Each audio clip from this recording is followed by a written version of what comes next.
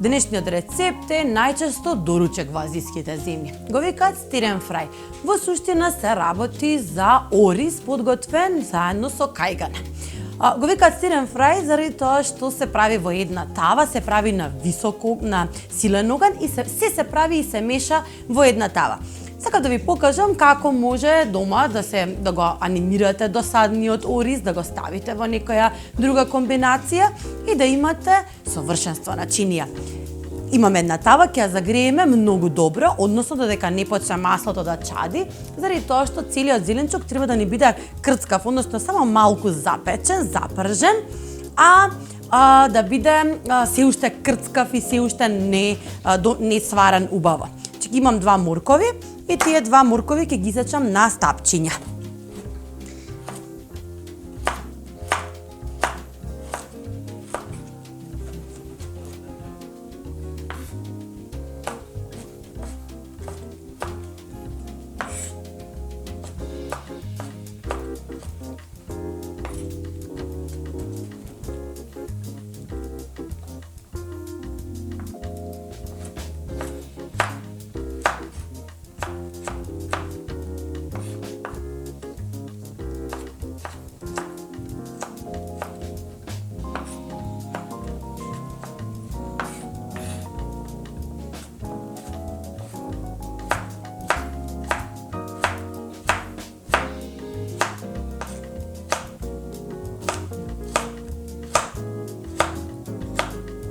Најдобри стапчиња може да исечете доколку го ставите морковот и го исечете елипсасто, потоа стапчињата може да ги легнете, тоест елипсите, и со брзо движење на ножот да формирате кибричиња.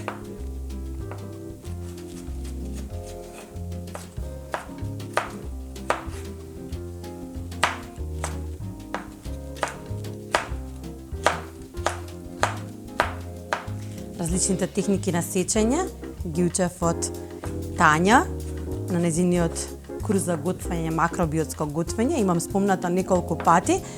Меѓутоа, многу вештини ги научив од незе, а тоа беше како да користам сатар при сечење, како да си олеснам. И првиот вок, верували не, го добив од незе, заради тоа што веруваше дека можам и знам да научам да готвам. Јас многу млада кога бев кај незе. Се надевам дека ќе не гледа, ќе ми пише дали напреднав од тогаш. Кромичињата исто ги сечеме на долгнавести коси парчиња.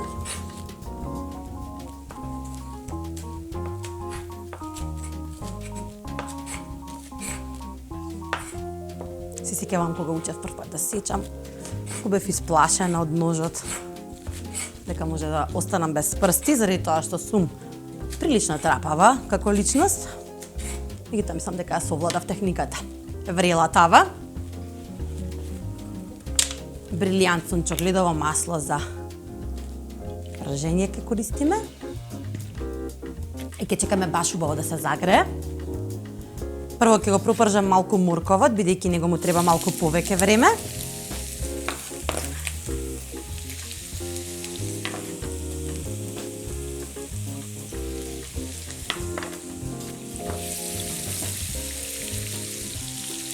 Гледате колку брзо се пржи, веќе ја менува својата боја.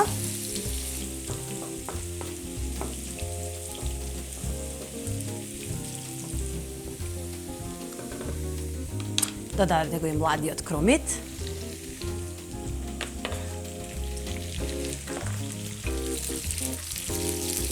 Само благо пропржете го, витинот е многу врел. Брзо ќе подгори.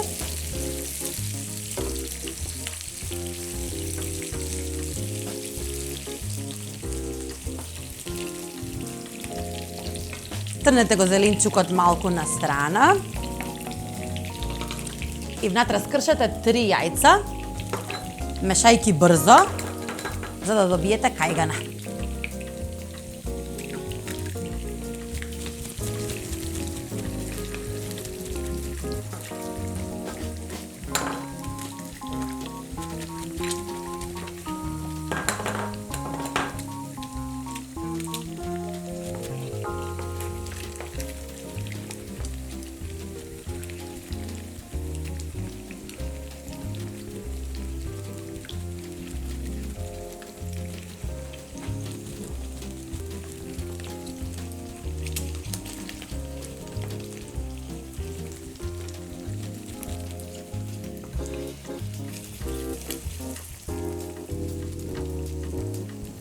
треба да добиете малецки парчиња од кајганата, кои ќе се измешаат со оризот и останатите зеленчуци.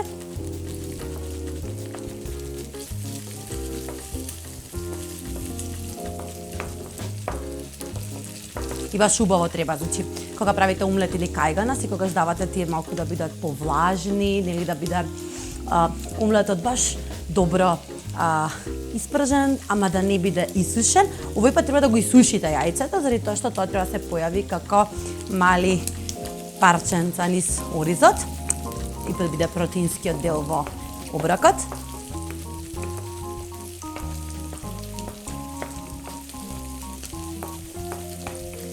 Повторно трнете го на страна.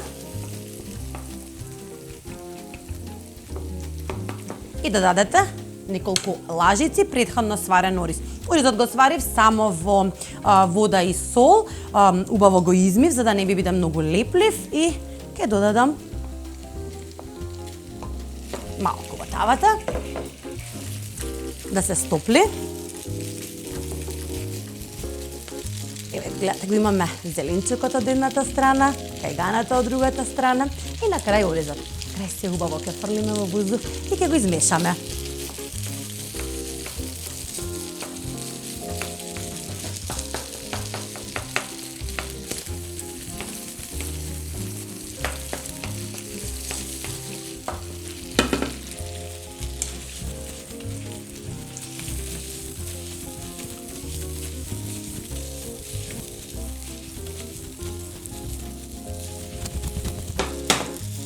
Изгледа. Нема азиско јадење без соја сос. Јас имам тука 2 лажици. И тоа ќе биде единствениот зачин покрај солта и биверот кој ќе ги употребам. Малку сол и мелен црн бибер.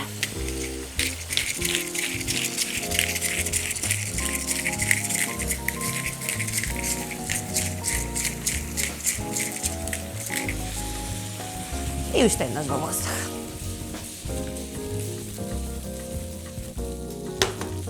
Толку.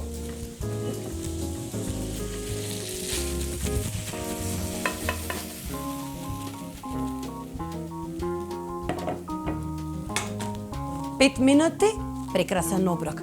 Пробајте го, пишете ни на нашите профили на социјалните медиуми и спратете ни некоја слика. А ние се гледаме со благиот десерт.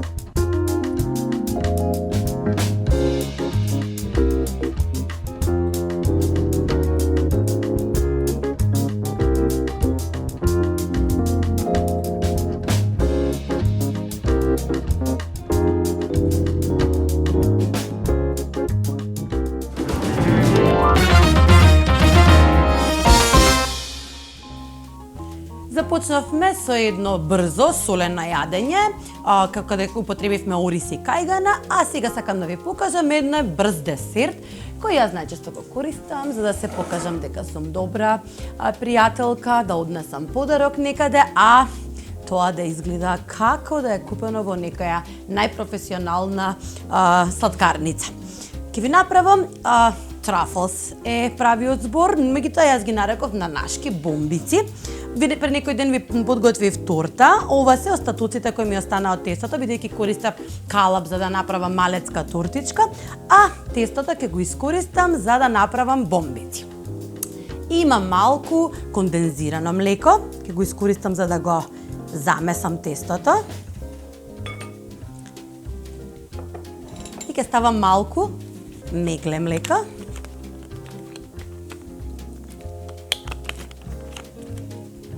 Само една капка масло, секако брилијант, бидејќи е најнеутрално, нема да го промени вкусот, само една капка за да можам полесно да го обработам тестото. Ќе ставам ракавици, заради тоа што ќе биде лепливо. а од нив сакам да ги обликувам такви мазни, убави парченца и како што месите тесто, класично, направете едно од готовиот пандишпан.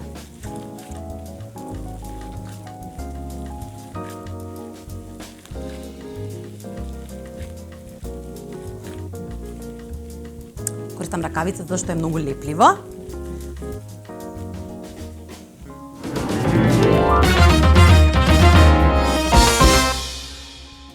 И го замесивме, ќе го ставиме на страна и ќе стопам бело чоколадо. Имам преубаво млечно, убаво бело чоколадо на витаминка. Ставив едно тенџере, внатре врие вода, одозгора ставив стаклен сад, го ставив додека беше ладно. Немој да го ставате кога ќе почне да врие, ладен сад врз топло тенџере може да ви пукне. Ставете го додека е ладно тенџерето, додека е ладна вода, заедно да се увријат и искршете 3 бели чоколади.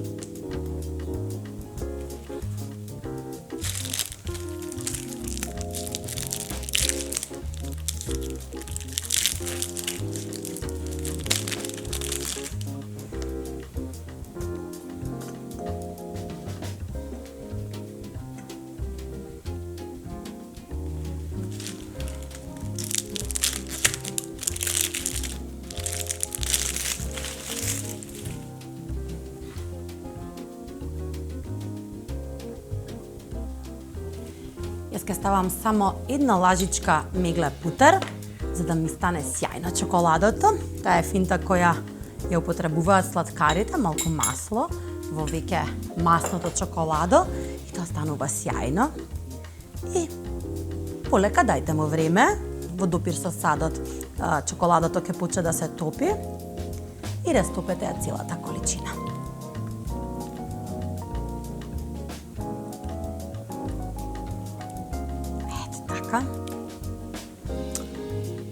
Овој рецепт ми текна кога, не знам дали го гледате на телевизија, Cake Master, значи прави ни големи, одлични торти, чудовишни торти.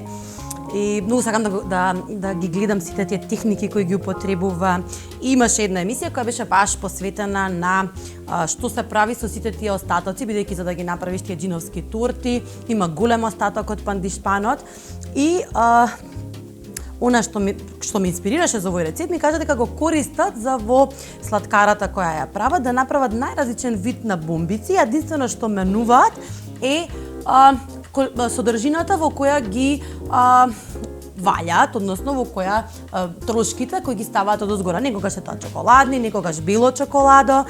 Најразлични трошки прават најразлични бомбици. Решив да пробам и навистина е успешно, многу лесно и многу едноставно, дури за некој што не знае да прави благи работи како мене. Ете го чоколадото. Ќе го трнам садот на даската, внимавајте, многу е жежок, меѓутоа чоколадото внатре не е толку, затоа што се топеше од страните.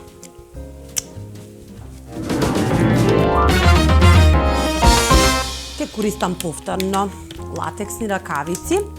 Користам ракавици само заради тоа што тестото е лепливо и сакам да оформам баш мазни топчиња кои ќе ги провалам во чоколадото, потоа ќе ги ставам во трошките и ќе ги сервирам во една прекрасна и сладка кутија. Значи, земате мало парченце, моите се малецки курпици и формирате бомбици. Баш едно залче. Убаво обработете ја секоја бомбица, за да биде баш мазна. Затоа што сакате да имате влажен загризок, а чоколадата од надвор да се зацврсти и да имате неколку нивоа на вкусови, трошките кои се крцкави, чоколадата која треба да ја загризате и внатрешноста мека. Одиме во чоколадо. Повторно. Ето така ќе го. За да може да се залепи трошките. Трошките кои ги користам денеска се корнфлексна витаминка, интегрални бисквити и мали ситни парченца маршмело. Ги употребив исто така во тортата. И ви кажав, ги ставив во зипер кеси, ги чував до скоро. Стојат. И еве како изгледа.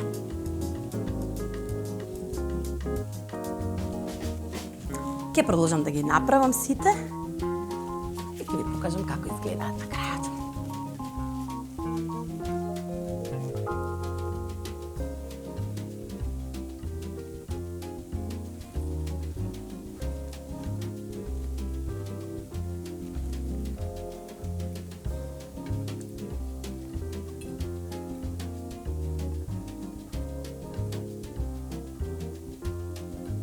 Ова би било одлична вежба, показна вежба за целата семејство. Земете ги вашите деца, сопруг, партнер. Ставете сите по едни ракавици, наредете се ланчено. Едниот прави бомбици, другиот мачка во чоколадо, третиот става во трошки и создадете преубави вкусови.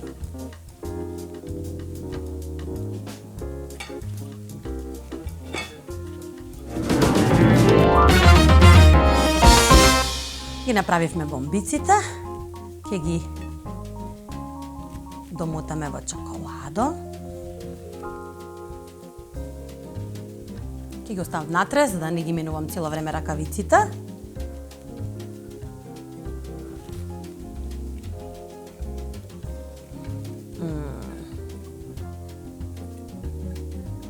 И после ќе ги префрлам во корпици.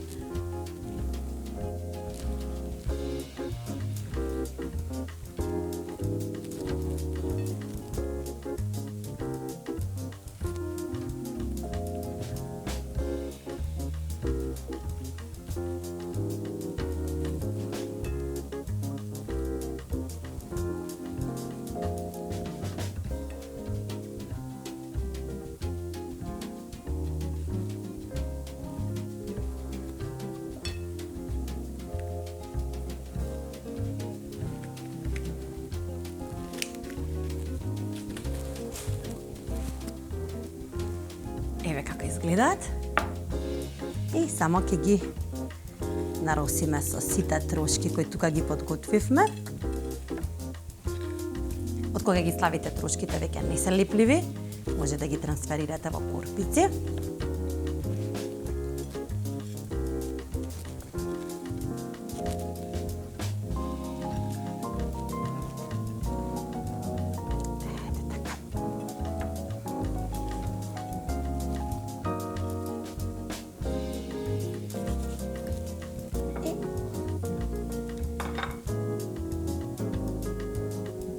Ќе ги префрлам во корпичките.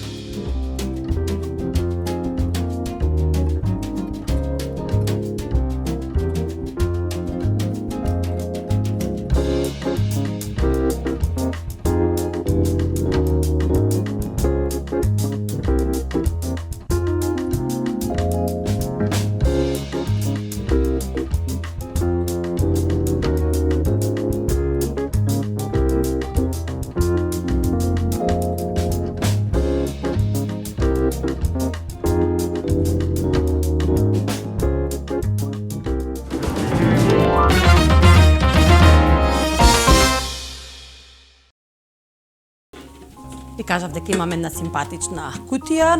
Секогаш сакам да ги изненадам блиските, дали се тоа пријатели, дали се соработници. Многу често знам да направам курпи од овошје, некои мафини или домашен леп внатре во тие курпи. Тоа ми се паша нака персонализирани прекрасни подароци, а ова е една исто така од финтите која користам. Ви подготвив 2 рецепти, секогаш брзи во стилот на нашата емисија. Не се помалку вкусни, верувајте. И се надевам дека ќе ве охрабрам да измислувате нови рецепти, да барате нови начини за стари рецепти и секогаш да ги изненадите и неговите блиските со рацно изработени подароци.